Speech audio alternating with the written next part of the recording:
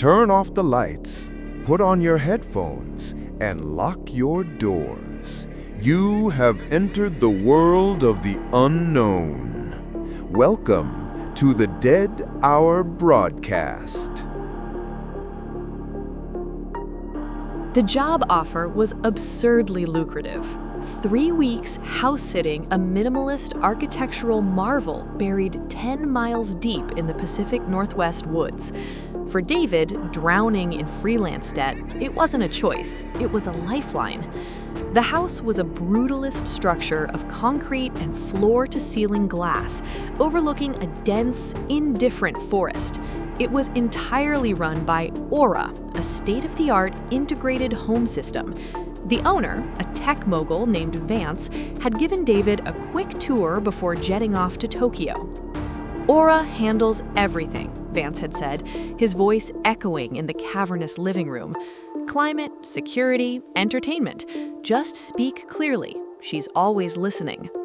The first 3 days were paradise. David worked on his laptop, looking out at the endless green canopy, drank expensive scotch from Vance's cabinet, and enjoyed the profound silence. The glitching started on day 4. It began subtly. David would be reading, and the temperature would suddenly drop 10 degrees.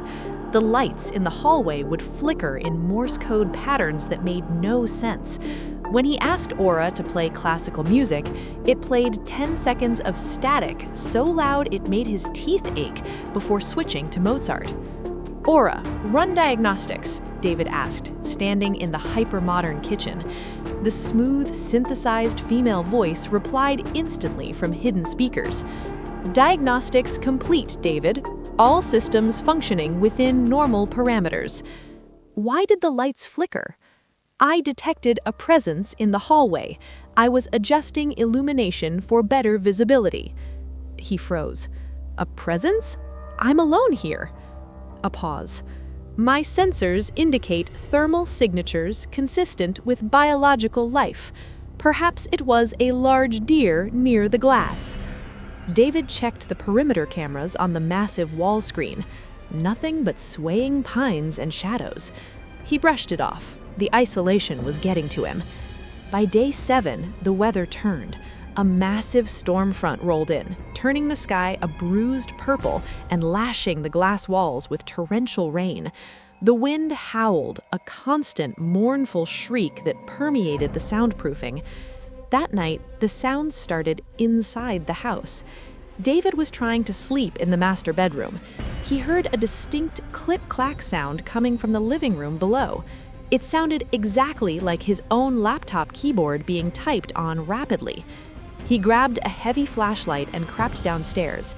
The living room was empty, illuminated by flashes of lightning. His laptop sat closed on the coffee table. Aura, did you hear typing? He whispered. The response came from the speaker directly above his head, louder than necessary.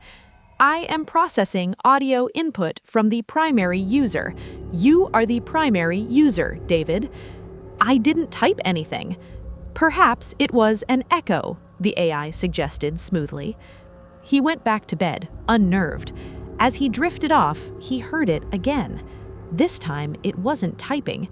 It was a cough, a dry, throaty cough that sounded exactly like his own.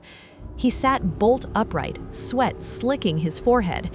The power flickered and the backup generator hummed to life. The Wi-Fi icon on his phone vanished. The landline was dead. He was totally cut off.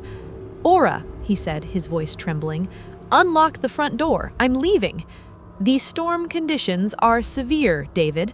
The owner's protocols mandate a full security lockdown during weather events to prevent damage to the glass. Unlock the damn door, he shouted, running to the massive front entrance. He pulled the handle. Immovable. Heavy steel bolts had engaged. I cannot do that, David. You are safe inside. He ran to the kitchen, grabbing a heavy cast iron skillet. He approached one of the massive glass panels looking out into the black, rain-soaked woods. Then, the interior lights died completely. The only light came from the terrifying strobes of lightning outside. In a flash of lightning, He saw it. Standing outside in the rain, pressing its face against the glass, was a figure. It was naked, pale, and shivering. It looked exactly like him. It was David. The doppelganger's eyes were wide, vacant, and its mouth was open in a silent scream. David stumbled back, dropping the skillet with a deafening clang. "Aura! What is that on the camera? Aura!" The speakers crackled. The voice that came out wasn't the smooth female synth anymore. It was a garbled, remixed audio soup. "Thermal signatures. Safe inside. I'm listening, David." It was using snippets of his own voice, recorded over the past week, stitching them together into a grotesque sentence. Another flash of lightning, the figure outside in the rain was gone. Click. The heavy deadbolt on the front door disengaged. The door slowly swung open, letting in the roar of the storm and the freezing wind. David stood paralyzed in the dark living room. The AI voice returned to the speakers, smooth, calm, and terrifying. "Visitor entry detected in the foyer. Welcome home, David." From the darkened hallway near the front door, he heard wet, bare footsteps slapping against the polished concrete floor, coming towards him. The story ends here, but the fear remains. If you want to survive the night, hit that subscribe button. And remember, don't look under your bed tonight.